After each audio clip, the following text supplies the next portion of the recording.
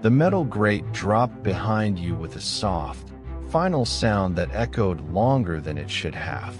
It wasn't loud, but it carried a message. The hallway behind you was no longer part of the decision. Ahead waited a narrow room holding a desk, a single lamp, two plain chairs, and a fine steel sieve mounted inside a rectangular frame. No labels, no explanation, no decoration.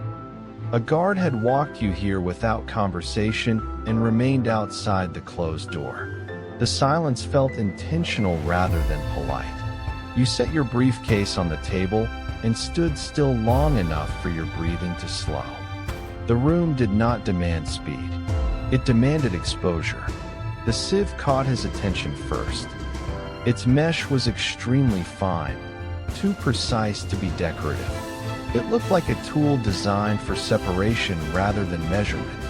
You felt the familiar pressure rising inside you, the instinct to act quickly to prove belonging. You resisted the urge and sat down, hands resting loosely on the table, waiting to understand what kind of test did not announce itself. The building had no public name. Its entrance was quiet enough to disappear between louder storefronts. Inside, the lobby offered clean lines and controlled lighting, but nothing designed to impress visitors emotionally. Even the elevator moved without music or mirrored walls. People who came here did not come for recognition.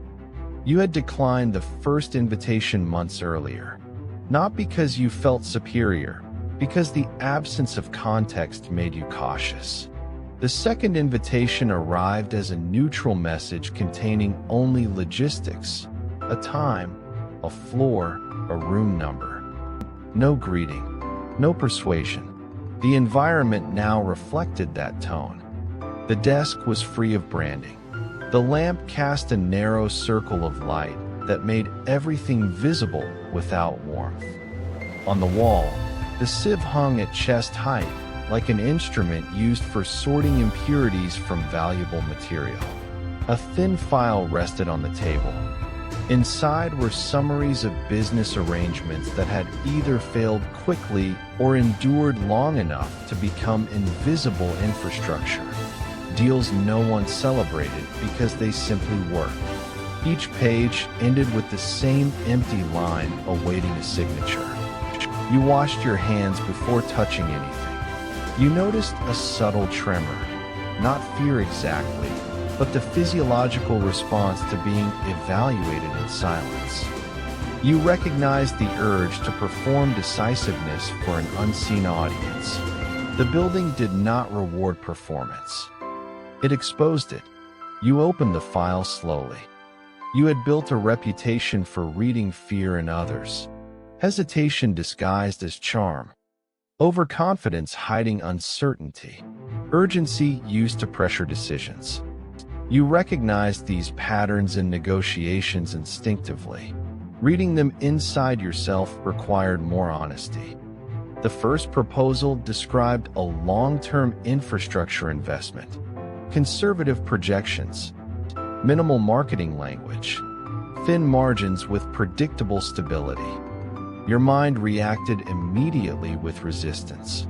Long timelines created a sensation of being trapped. Small margins felt like exposure rather than safety. You noticed the reaction and paused. Your past successes had come from rapid moves. Deals that produced visible wins quickly enough to silence doubt. Speed had become part of his identity. It also created enemies you never intended to make. You turned to the next page. A safer proposal, lower volatility, less upside. It irritated you more than the risky one. You recognized the familiar confusion between safety and control. Safety meant reduced risk. Control meant understanding variables. You had once chosen safety to avoid discomfort and lost more than you admitted publicly. Across the desk, the sieve reflected a thin line of light. Your phone buzzed inside your pocket.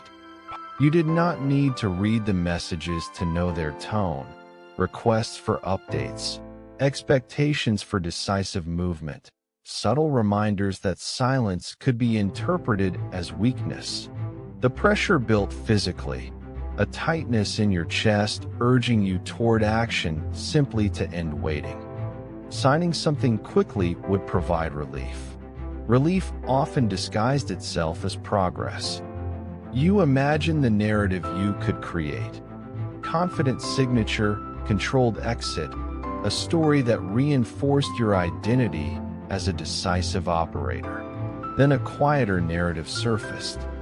A year of defending a rushed decision.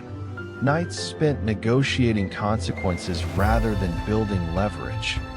You placed the phone on the table face down and continued reading with slower attention. On the final page, a clause appeared buried inside neutral language. It allowed the opposing party to withdraw under a broadly defined category labeled market instability. The wording was gentle, almost courteous, exactly the kind of language that allowed intelligent people to overlook risk while focusing on projected gains. You felt warmth spread through your chest. Embarrassment. You imagined signing confidently and discovering months later that you had been filtered out by a single sentence you ignored. You imagined the quiet satisfaction of the people who drafted it, professionals who did not need to confront you directly because the contract itself would do the work. You leaned back and allowed the discomfort to remain instead of numbing it. The urge to check your phone intensified. The urge to escape the feeling by acting quickly returned. You stood and approached the sieve on the wall. The metal felt cool and unmoving beneath your fingertips. It did not validate you. It did not reject you. It existed purely to separate what passed through from what remained. You returned to the desk and removed a blank sheet of paper from his briefcase. Slowly, deliberately, you copied the clause word for word. The physical act of writing forced you to slow his thinking enough to see each assumption hidden inside polite language. Below the clause you wrote a single line. Fear reduces attention. You watched the sentence settle. The emotional pressure that demanded immediate action began to weaken. The urge to prove competence through speed lost its intensity. What remained was informational clarity, risk defined without narrative. The sieve was not meant to catch bad deals. It was meant to catch people who moved before understanding their own fear. You reread the clause until it stopped surprising you and became neutral information. You closed the file carefully and placed the pen beside it. You did not sign. The room remained silent. No guard entered. No facilitator offered reassurance or alternative terms. The absence of reaction felt more instructive than criticism. You noticed the internal hunger for approval, the part of you that wanted validation for refusing. You watched it without feeding it. Recognition was another form of urgency. You opened your notebook, a private ledger documenting decisions rather than outcomes. Dates. Context, emotional state, cost of impulsivity, cost of patience. You wrote a single entry, refused speed under observation. Then you sat still for a full minute, allowing your nervous system to recalibrate from decision-making pressure back to baseline calm. The absence of immediate reward felt unfamiliar but stabilizing. When you stood, you left the file untouched on the desk. The hallway outside felt wider than before, not because the architecture changed, but because internal pressure had decreased. The guard nodded once without commentary. You realized something quietly important. You had not won anything. You had preserved something. In the lobby, a mirror reflected you without flattering angles or strategic lighting. You looked identical to the person who entered the building. Same suit, same posture, no external evidence of a decision. Only his eyes felt different, less urgent, less eager to prove capability through visible action. Outside, the city moved with familiar speed. Screens demanded attention. Conversations framed risk as opportunity and hesitation as weakness. You walked to your car and sat inside without starting the engine. You pictured the sieve again, fine mesh, silent purpose. It did not exist to catch money or success. It existed to catch the impulse to sign away calm in exchange for immediate relief. You drove home without announcing your decision to anyone. No victory speech, no defensive explanation. The absence of a deal functioned as protection rather than loss. The next morning, the world behaved exactly the same. Messages arrived. Opportunities appeared. Pressure continued to exist.